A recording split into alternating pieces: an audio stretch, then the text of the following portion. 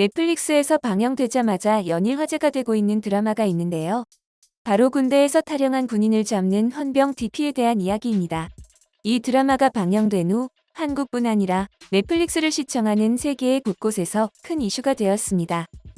그동안 들어본 적이 없어서 있는 줄도 몰랐던 DP라는 역할의 생소함도 있었지만 그보다 일반 병사들이 생활하는 자대에서의 모습들이 얼마나 실제와 같이 리얼한지 아니면 내용을 위해 말도 안 되는 과장을 한 것인지 끝없이 이야기거리가 되고 있습니다.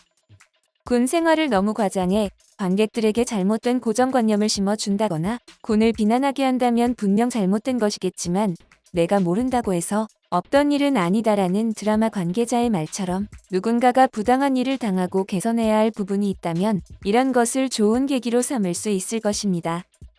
어찌 보면 한국 사람으로서 민망하기도 한 장면들이 있지만 그렇다고 우리나라 사람들은 그것들을 감춰야 한다고 하지는 않습니다. 이제라도 드러났으니 고쳐야 하고 그것들에 대해 사회적 이슈를 만들어 논쟁하고 의견을 나누며 더 나은 방향을 만들기 위해 주저하지 않아야 합니다. 일본에서도 방영된 DP는 일본인들에게도 눈길을 끌며 한류 드라마에 열풍이 불고 있는데요. DP를 보며 일본인들의 반응은 사랑의 불시착 이후로 재미있는 드라마입니다. 부조리 등에 대하여 뚜껑을 닫고 은폐할 수밖에 없는 일본인은 아마 이런 사회를 고발하는 드라마나 영화는 만들 수 없으며 현재의 썩은 부분을 굳이 노출하고 도려내는 노력을 하지 않기 때문에 일본은 점점 쇠퇴할 것입니다. 군대뿐만 아니라 아직 세상에는 이런 부조리가 많이 있습니다. 남의 일이라고 가만히 있으면 다음 피해자는 자신의 가족, 자신이 사랑하는 사람이 될지도 모릅니다. 이 같은 드라마가 만들어지는 이유, 우리가 시청해야 하는 이유입니다. 라는 반응을 보이며 일본에 문제가 생기면 은폐하기 바쁜 모습을 보며 한국의 이러한 문화를 칭찬하는 네티즌들의 반응이 많이 보였습니다. 하지만 일본의 FNN은 지난 11일 DP가 커다란 인기를 끌고 있다라며 야만적이고 비인간적인 폭력 행위와 가혹 행위로 인한 고통을 견디지 못해 탈영한 대원을 추적하는 과정을 보여줌으로써 한국군에 만연돼 있는 부패상을 그대로 폭로하고 있다라며 작품의 큰 뜻은 빼고 전하였는데요. 우리나라와는 반대로 자신의 치부를 감추고 거짓말로 잘못을 속이는 예상에 어긋나지 않는 일본의 행동은 이뿐만이 아닙니다. 이번에 헐리우드의 유명 배우 조니 뎁이 새로운 영화에서 일본의 이야기를 합니다. 그가 연기하는 유진 스미스라는 주인공은 미국의 다큐멘터리 사진작가로 사진작가들 사이에서도 전설적인 인물로 알려져 있습니다. 유진 스미스는 전쟁의 한가운데에서 전투 장면들을 찍는 종군 사진작가입니다.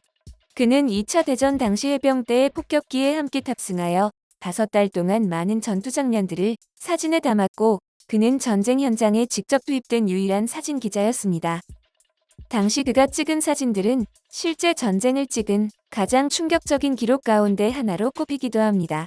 사이판, 괌, 레이테 유황도, 오키나와 전투 등에서 미군 해병대의 모습을 사진에 담았고 태평양 전쟁에서는 부상을 입어 2년간 병상에 누워 지내기도 한 전쟁 사진의 영웅이기도 했습니다. 그 당시 화보는 스토리를 영화 콘티처럼 미리 짜서 연출하여 찍는 것이 유행이었는데요. 하지만 그는 그것은 포토 저널리스트가 스스로 진정한 저널리스트의 임무를 포기하는 일이라고 생각했으며 연출한 사진이 사실인 양 독자들에게 보여주었을 때 자신의 직업이 일반 독자들에게 미칠 영향력에 대해 책임을 져야 한다고 주장한 사람이었습니다. 그의 사진에 있어 언제나 중심 테마는 사랑이었습니다.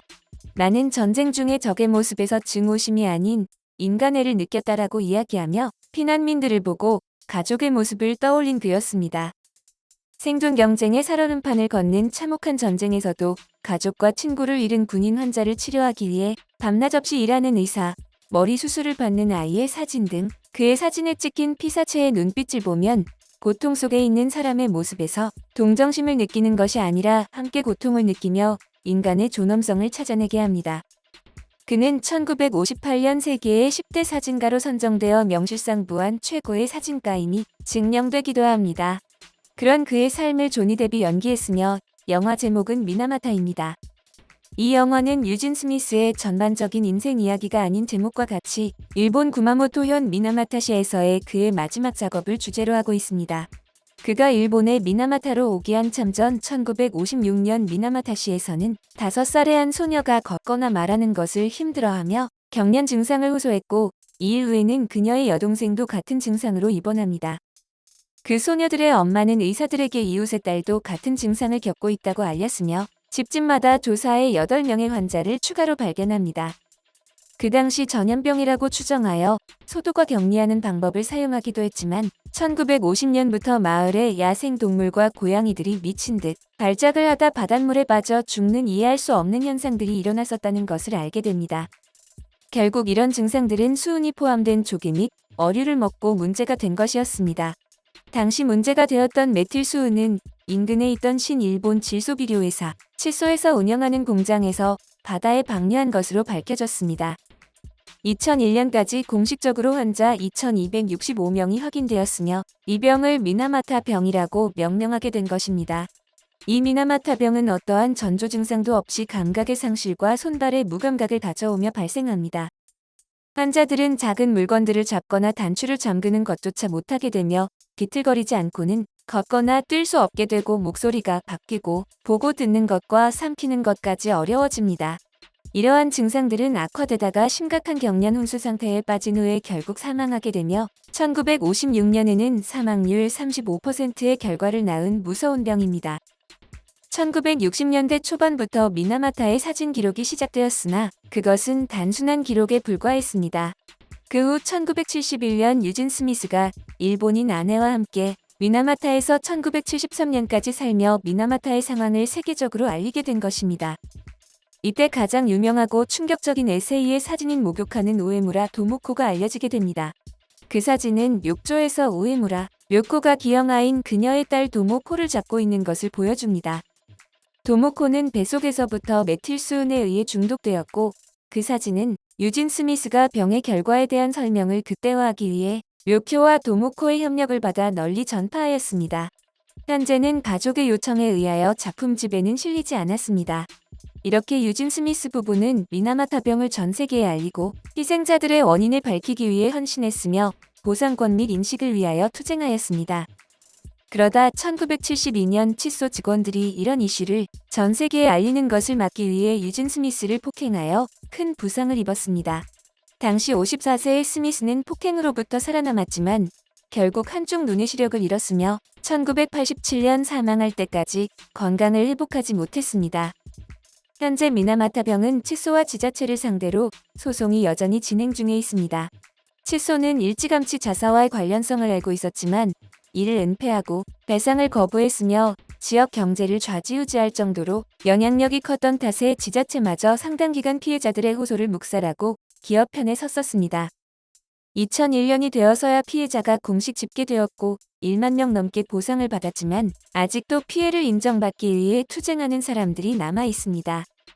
현재 남은 환자 대부분은 4에서 50대인 상황에 건강이 더욱 악화되어 지역 사회로부터 고립된 채 살아가고 있습니다.